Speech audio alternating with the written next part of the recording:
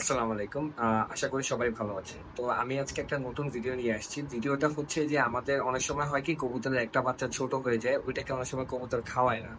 আবার অনেক সময় আমাদের হয় কবুতরের বাচ্চাকে ঠিকমতো খাওয়ানো হয়, কিন্তু তারপরেও তাদের গ্রোথ ভালো হচ্ছে না। তো সেক্ষেত্রে কি করব? তো আমি আজকে আপনাদেরকে একটা আ মানে এক্সপেরিমেন্ট দেখানোর ট্রাই করব। এটা আসলে আমি জীবনে ১ম বারের জন্য করতেছি। তো এখানে আমি অ অ হচ্ছে খাবার মিক্স কিনতে পাওয়া যায়, সেটা কিনে এনেছি। তো সেটা পানির সাথে মিক্স করে আমি তার সাথে এক্সট্রা ভিটামিন সাপ্লিমেন্ট ব্যবহার করব। সেটাও আপনাদেরকে দেখায় দিব। এবং বাচ্চাদেরকে কিভাবে হ্যান্ড ফিডিং করাইতে হয় বা কোন যন্ত্রের মাধ্যমে করাইতে হয় সেটাও আপনাদেরকে দেখাবো। এবং এই এক্সপেরিমেন্টটা যেহেতু এটা এক্সপেরিমেন্টাল, কি হবে রেজাল্ট আমি নিজেও জানি না। আমি ১ সপ্তাহ কন্টিনিউ করব। ১ সপ্তাহ কন্টিনিউ করার পর আমি হয়তো মাঝখানে ছোট, ছোট ভিডিও দিব কবুতরের বাচ্চাগুলোর কন্ডিশন জানানোর জন্য। এবং ১ সপ্তাহ পর ফুল একটা আপডেট দিব।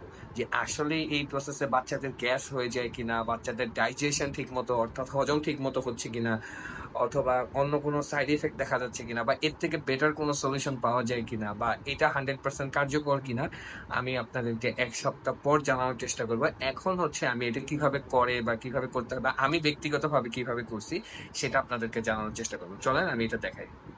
এটা হচ্ছে কবুতরের বাচ্চার জন্য ফুড মিক্স। এটা আমি হাট থেকে কিনছিলাম, ৳৫০ নিছে।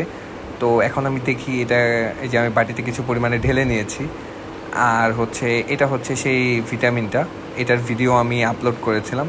তো ভিটামিনটা আসলে বড় কবুতরের ক্ষেত্রে প্রয়োগ করলে অনেক উপকার পেয়েছে, এখন দেখি বাচ্চাদের গ্রোথে উপকার হয় কিনা। আর এই হচ্ছে সিরিঞ্জ। তো এই সিরিঞ্জটা আসলে আমার কাছ থেকে ৳১০ নিছে। এটাই হচ্ছে হাট থেকে, এটাও হাট থেকে কিনেছি। এখন এইটা আপনারা হাটেই অ্যাভেলেবেল পাবেন, সমস্যা হবে না। আর এই যে আমি লাল যেটা দেখা যাচ্ছে ওইটা হচ্ছে অল্প পরিমাণে ভিটামিন ছিল। আমি সেটা মিক্স করে নিয়েছি আন্দাজে একটা পরিমাণ দিয়ে, খুবই সামান্য পরিমাণ। তো এটা হইতেছে ২০ ml এর একটা সিরিঞ্জ। তো আমি খাবারটা মিক্স করলাম, তার সাথে ভিটামিনও মিক্স করলাম। মিক্স করার পর আমি হচ্ছে এই বাচ্চাগুলোকে এই সিরিঞ্জ দিয়ে খাইয়ে দিব। এখন আমি তো একলা ভিডিও করতেছি, এখন এটা কিভাবে খাওয়াচ্ছি সেটা তো দেখাতে পারতেছি না। তো আমি মূলত করব কি, এই যে টিউবটা আছে এই টিউবটা বাচ্চার পেট পর্যন্ত নিয়ে যাব। নিয়ে যাওয়ার পর সিরিঞ্জ দিয়ে পুশ করে আমি হয়তো এটার ১ সিরিঞ্জ পুরোটা দিব এবং তার সাথে আরও হাফ সিরিঞ্জ দিয়ে দিব, অর্থাৎ ১.৫ সিরিঞ্জ করে খাইয়ে দিব এই ছোট বাচ্চাটাকে। এবং তার পাশাপাশি আমি একটা বড় বাচ্চাকেও খাওয়াবো, সেটাকেও দেখাবো। আচ্ছা, তো বাচ্চার পেটের অবস্থা এই যে দেখেন, এখন এতটুকু আছে। তো খাওয়ানোর পর কীরকম হয় সেটা আমি দেখাচ্ছি। তো আমি খাওয়াই দিচ্ছি এটা।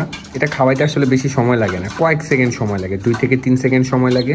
তো এই যে দেখেন এখন পেটের বর্তমান অবস্থা, খাবার পরিপূর্ণ খাওয়ানো হয়েছে।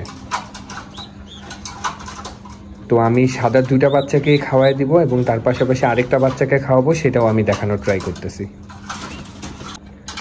মাশাআল্লাহ, আলহামদুলিল্লাহ, আমার এই বাচ্চাটা অলরেডি খুবই রুষ্টপুষ্ট আছে। এখানে যদিও ছোট একটা পক্স উঠে গিয়েছিল, এটা আমার ভুলের কারণেই হয়েছে। আমি ২ দিন মশুরি দিতে পারিনি ব্যস্ততার কারণে। তো মশা কামড়াইছে অথবা মাইটসের কারণে হয়েছে, এটা সমস্যা নাই, এটা মেডিসিন দিয়ে দিলে ঠিক হয়ে যাবে। আর এটা অলরেডি দেখতে পাচ্ছেন যে ও অনেক বেশি খাওয়ানোর পেটে।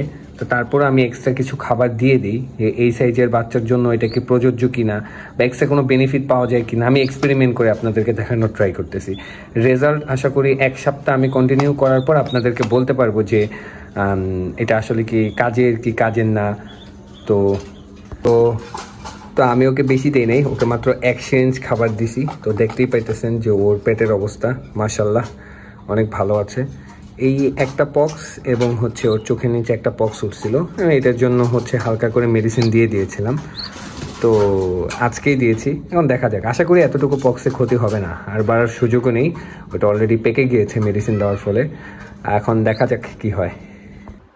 তো আশা করি হচ্ছে আমি মোটামুটি বুঝাইতে পারছি বা বোঝানোর চেষ্টা করছি। আপনাদের যদি এরপরও কোনো কিছু জানার থাকে তাহলে আমাকে কাইন্ডলি কমেন্ট করতে পারেন অথবা আমাকে মেসেজ দিতে পারেন।